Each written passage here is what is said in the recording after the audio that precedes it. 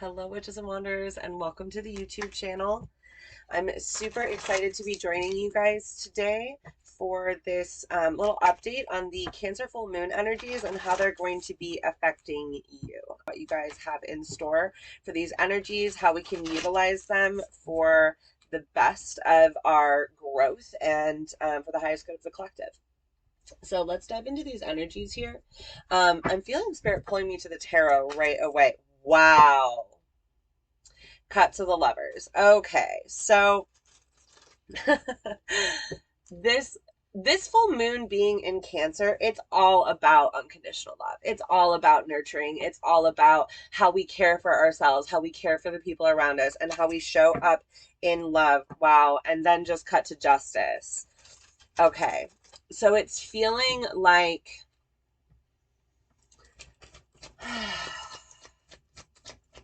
it's feeling like a lot of us are coming to terms with our own patterns of like reproducing karma within our system by not honoring how it is that we feel, right? Queen of Cups here.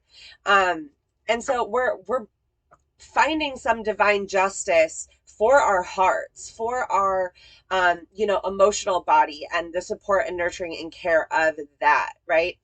And so as we experience the like dichotomy of this Capricorn Sun Cancer Moon opposition, which is what a full moon is, right? Um, we are really lighting up the ways that we haven't been nurturing and caring for ourselves, right? Where we've been allowing ambition or structure or society or restriction or limitation to really hold us back, right? Those Capricorn energies, those Saturn energies, given that Capricorn is ruled by Saturn. What else do you want to say about this for the collective, Spirit? What do you want to say about this for the collective? What energies are we all experiencing here? King of Swords. Wow, interesting.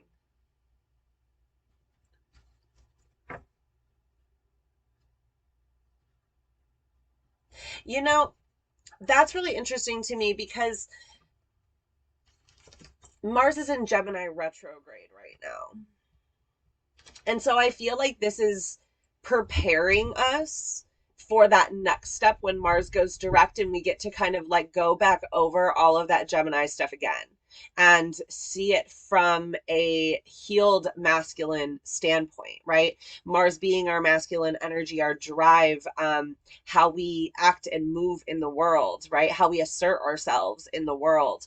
We're kind of reevaluating how we assert ourselves when it comes to like communication and the way that we ingest and internalize information is what I'm hearing, and like how that makes us feel, right? Wow, the Fool is sitting at the bottom of the deck too. So there's a new beginning in the way that we move through these energies and work with these energies.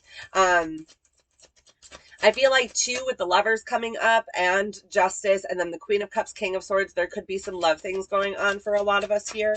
There could be some new expressions. Yeah, shut the fuck up. The Knight of Cups. The Knight of Cups. Yeah. Yeah. There's some love things going on for some of us here. So there is this space of allowing yourself to be like open to new love, right? Recognizing how your, wow, Page of Pentacles at the bottom of the deck, recognizing how your like immaturity in the physical or like the more naive or immature energies of that like Capricorn part of you, right? Because I know a lot of you are going to say like, well, I'm not a Capricorn, but you're experiencing this energy right now as we're in Capricorn season, right? So there's this tendency, this pull for the entire collective to act like Capricorns in Capricorn season, especially when Mercury is there, especially when Mercury is retrograde there, right? We're going back over things. We're finding that deeper understanding within this energy. And I think that for a lot of us, it's being pointed out to us how we were maybe immature within our relationships, right? How we were maybe not actually being open-hearted, right? Capricorns tend to be a little stubborn, a little like closed off at some points. When it comes to love, they're more focused on career, they're more focused on the worldly things, right? Than like love influence. So this is about finding balance within that aspect of self as well, and really seeing like how partnership can elevate your life as opposed to being like a distraction or being something that, you know, doesn't help your worldly aspirations. What more do you have to say about this love situation for the general collective spirit? Those of us who are experiencing this love. You can't make it up. You can't make it up. Wow. This is with the Lovers coming out twice, and now the King of Pentacles is at the bottom of the deck. Stop. With this Lovers card coming out twice now, it's like we're all being asked to step into higher, more divine love and divine connection. And it's like, can you allow yourself to do that, right? Can you allow yourself to open your heart to divine love, to open your heart to divine connection, and to let it be something that manifests here in the physical? Oh, Knight of Wands. Spirit's like, you know you want it. You know you're desiring this. So why are you running from it? Let's ask that question. Spirit, why are we running from it?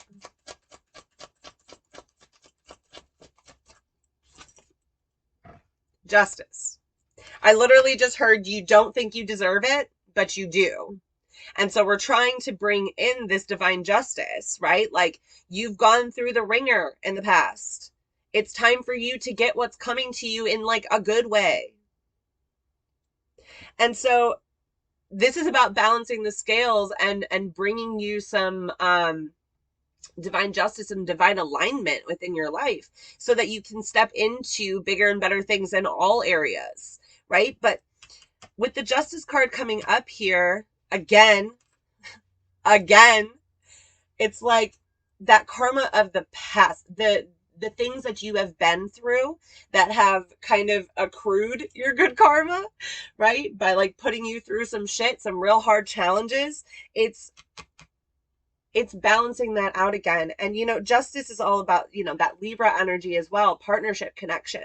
And so it's like, you have something good coming in here, but you have to recognize that it's something good. You have to be able to release the pain of thinking that it's going to be this hardship again.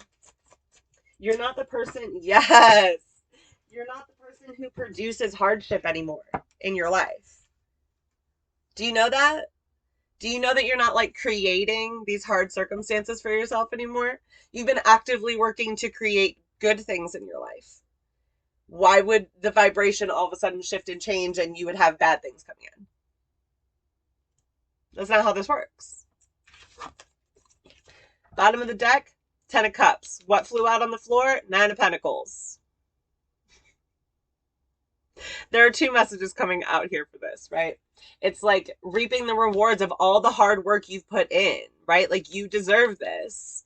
You deserve this. And you deserve that like true joy, that true happiness, that true contentment, right? Your heart being overfilled and overflowing and flowing to each other. This whole, you know, like space of family and home and safety. Like, this gives me healed as fuck Cancer energy. And look what's underneath it. Wow.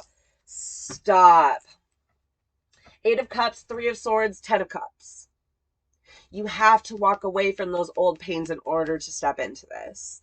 And that's a lot of what this full moon is about for us. It's about each realizing where our wounding is and how we can bring it into balance by recognizing what it is we truly deserve here, right? The other message that's coming to me with this 9 of Pentacles, 10 of Cups, for some of you, this is about recognizing that like that joy and that happiness and that contentment needs to come from within first, right? The 9 of Pentacles is that single ladies card, is that like, you know, I'm independent. I am, you know, bringing in my own wealth, my own abundance. I don't need anything else, she thinks, right? But like, if you can embody this 10 of Cups energy, it alchemizes and shifts and levels up the Pentacle energy to the 10 of Pentacles, right? Where you're feeling that way. You're feeling the abundance. You're feeling independent. You're feeling good, but you're also doing that with the people that you love and the community that you love and the family that you love, in the home that you love, in the physical environment that you love. right? And so this is about equaling out and bringing justice um to the imbalance between the like emotional states that you've been allowing yourself to exist in and what's actually showing up in your reality, right? This is an equalizing of that and bringing in the spiritual, emotional, and mental work that you've been doing and solidifying that in the physical. You know, I often talk about the path of manifestation, right? Through the emotional body or through the energy bodies, right? So we have the spiritual body, the emotional body, the mental body, the physical body, and then it echoes inside as well, right? Manifestations start from that spiritual energy. They start from either deep in or deep out or both, right? And then have to move through, and they meet in the middle at that physical energy where it actually shows up in your life. But the work has to be done on either end and kind of getting to the center of it, right? Getting to the densest part is the most difficult part of it, right? But this is literally about that happening for you. This is about that happening for you. There's a deep level of acceptance coming in here. There's a deep level of allowing yourself to desire, of releasing your fear. Yeah. Balance spirituality and practicality on that cut. Yeah, literally. Literally. It's a balance of what your spirit has been calling in, what you've been calling out to your spirit for, and you know, the practical, what's actually in front of you showing up. Spirit, what does my collective need to hear from the Moonology deck?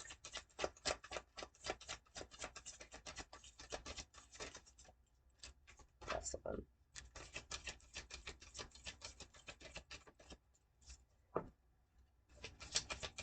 Tell me more about that.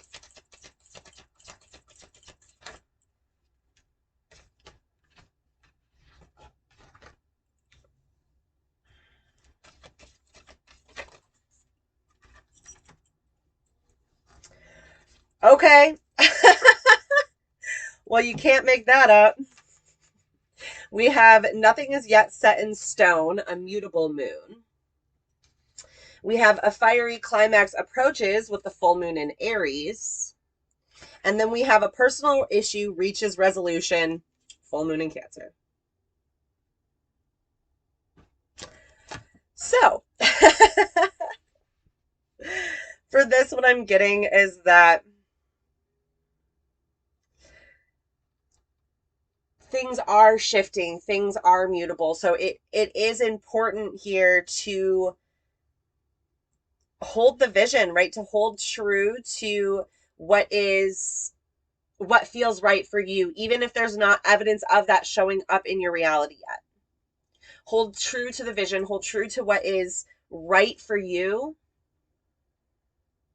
and allow it to build, right? Like this full moon in Aries energy, a fiery climax approaches, it feels like this is a long game, right? Like this isn't something that you're going to be able to just like manifest overnight, because the wounds have been so deep in this love area for you that it's like it's going to take time to unravel that part of it, right? So it's like not yet set in stone in any way, in a good way or a bad way. So don't set any expectation on what it is or what it will become, right? Just let it build. Let it get to that fiery climax. And then this full moon, you know, a personal issue reaches resolution.